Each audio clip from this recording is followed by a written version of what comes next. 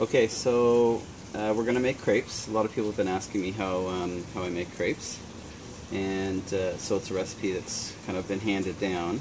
I just kind of put it together because you know how Mom always kind of threw stuff together, and I went, how'd you make it? She goes, well, I just mixed a little bit of that and a little bit of this.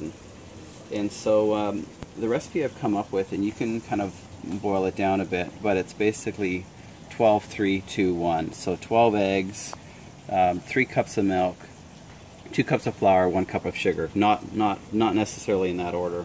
I always start with the eggs, and obviously you can hand mix this or use a you know, blender or something like that you want to use.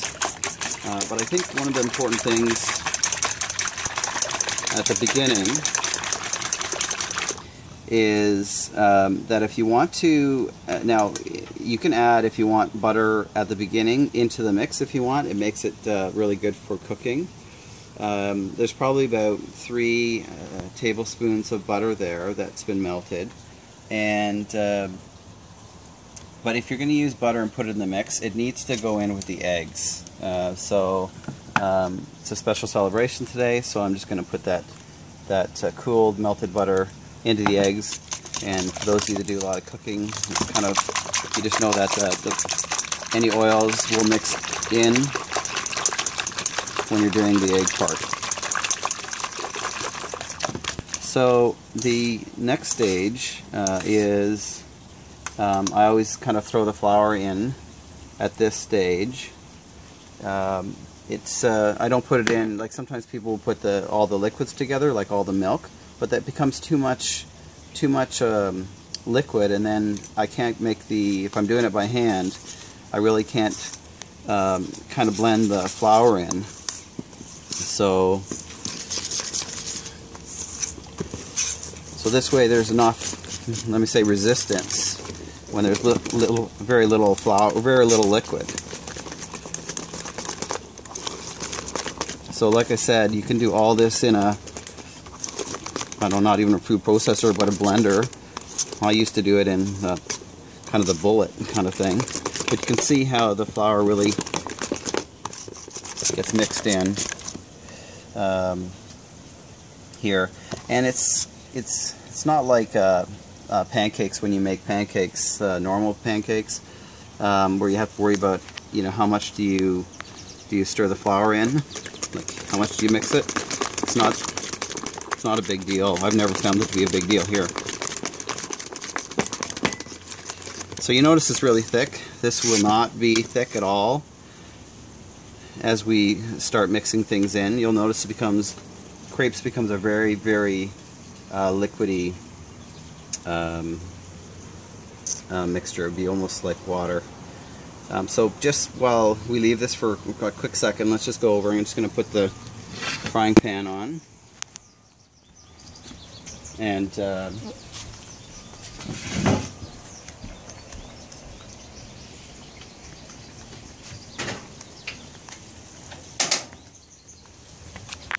so it heats up a bit. I usually use a cast frying pan. And I'll just put it on low for now.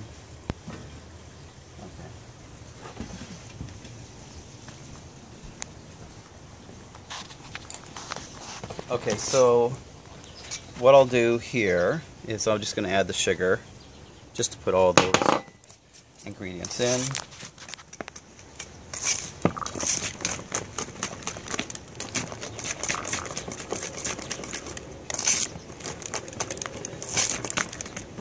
And then what I'll do now is I'll add 3 cups of milk. And I usually kind of hold off on adding the last cup of milk to the end. And the reason is, depending on the size of the eggs that you bought or that you have, really depends on how much liquid you need to put in, how much milk.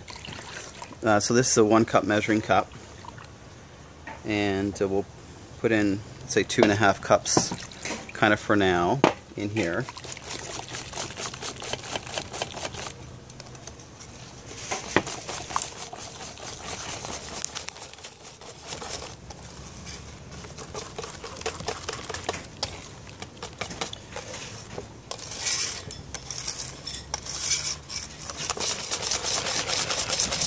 So you can see how real runny it is. Like, you know, when you saw me lift it up before, it was like crazy thick.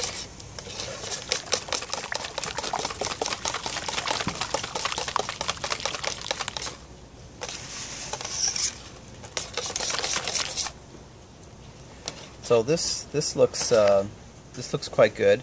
So just for those of you that may be gluten-free or dairy-free, I've used almond milk before, and I've also used red mill flour that you can get, the gluten-free flour, and I think it's Red Mill or Bob or something like that. Anyways, you can get that. So I've never really let this sit or anything in the fridge. I tend to kind of use it right away.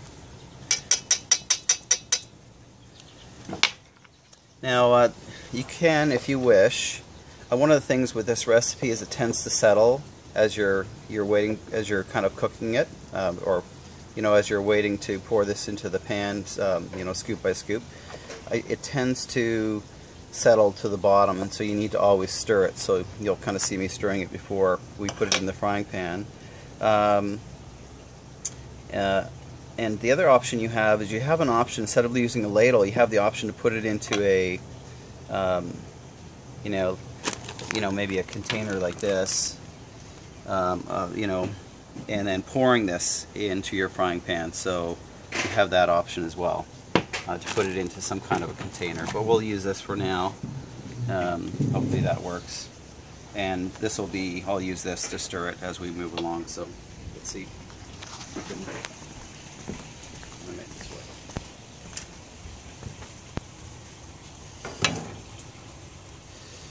Alright, so let's see how much, what do we have in here? Alright, I'm just going to turn this up a little bit.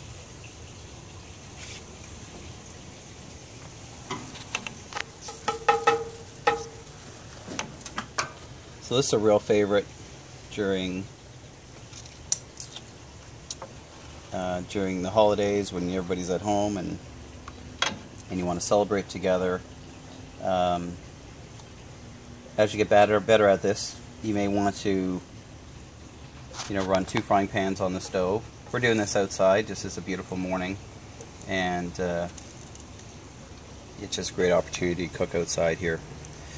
So I use cast iron only because that's what I really like to use, but you can use anything else. I think the important part, that I just had to eat that, the important part is that the heat is distributed evenly. Sometimes the other pans, like the aluminum pans, they just don't work properly. So, alright, let's put it in our first amount.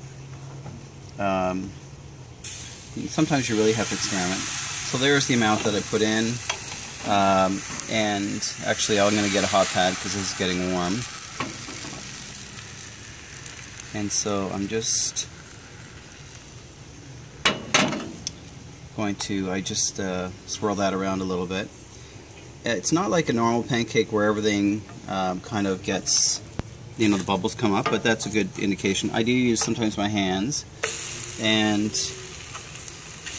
what I should get is, I'm just going to grab something to put this into. But you see how quickly that cooked up, and you don't want to leave it sitting that long on the other side. So the other side will kind of look like that, and voila, you are done. So if you kind of look at, cooked up really, really fast and really yummy, you can roll them up like this, or not. So just give me a quick second and put this on something.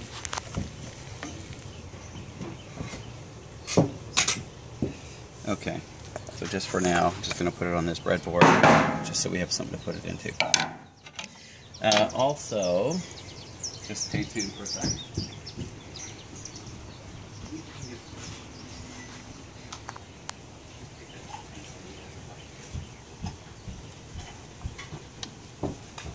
Okay, so one of the things is I like to use a spray. It doesn't matter what it is, just kind of a spray, whatever your favorite is. I'm stirring it again, then I should have a hot pad for this frying pan, so we're going to go get one. I guess getting the temperature right on these is sometimes difficult. So the longer you wait in between, like I just did, the hotter the pan gets, and it's hard to regulate. So getting a little bit of a rhythm going is important.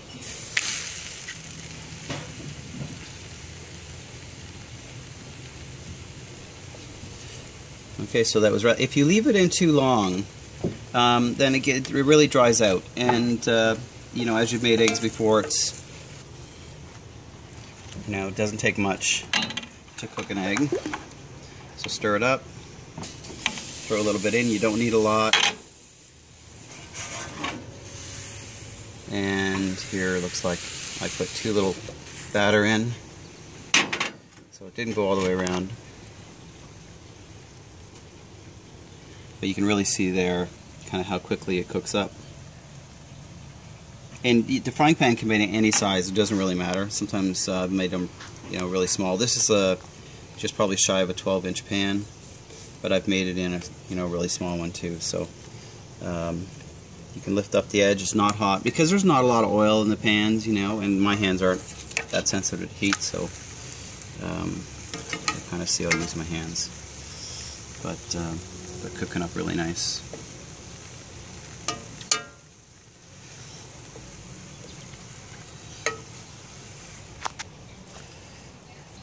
Okay, just a quick bit more spray.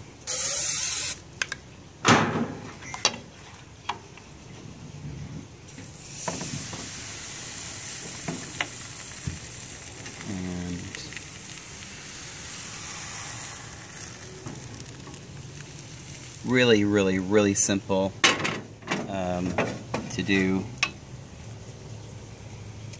I think the hardest part always is getting the right frying pan and getting the temperature right. And actually it was pretty simple out here. Sometimes though you end up regulating back and forth until you do it right. The first few aren't perfect, but they're still edible. And as you notice, that I basically tend to use my finger to lift it, and maybe on the other one I can show you that, you know, if you're scraping underneath it becomes hard. These are a little bit easier as well because we put some butter in into the pan, or sorry, into the mix, and so that butter really does help to make sure it doesn't stick. So I'm going to not put any oil in this time. It looks like there's kind of enough residue. So we'll see how that goes. Okay. And not enough again.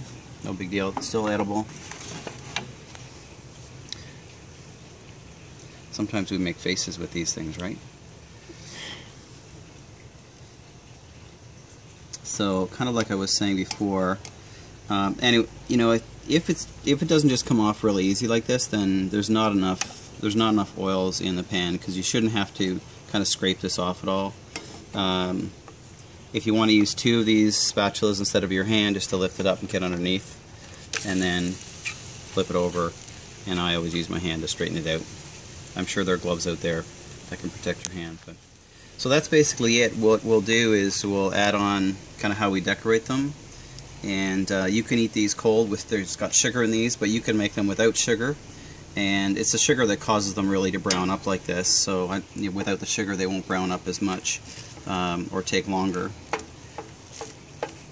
to brown up. But these are sweet crepes, and you can use them kind of for a nice breakfast treat or a dessert.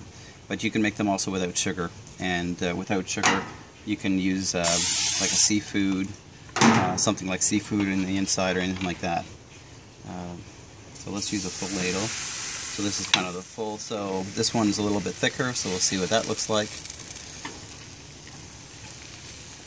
I like to give the edge some thickness if you can, just so that it's easy kind of to lift. And I used more here. You're going to notice that I just went around until it actually stopped, so there's no more liquid. It's going to take a little bit longer to cook this one.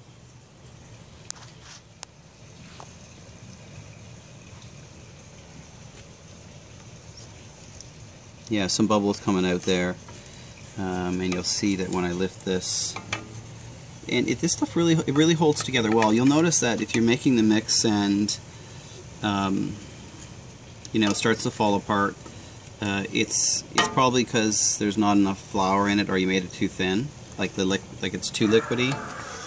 So there you go. So we're gonna just count, I don't know, let's say to 5 seconds,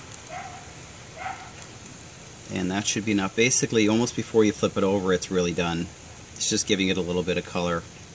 The tendency I've seen is that it stays too long, and then you have a real dried out, rubbery crepe. So there you go. I think that's it. Have a great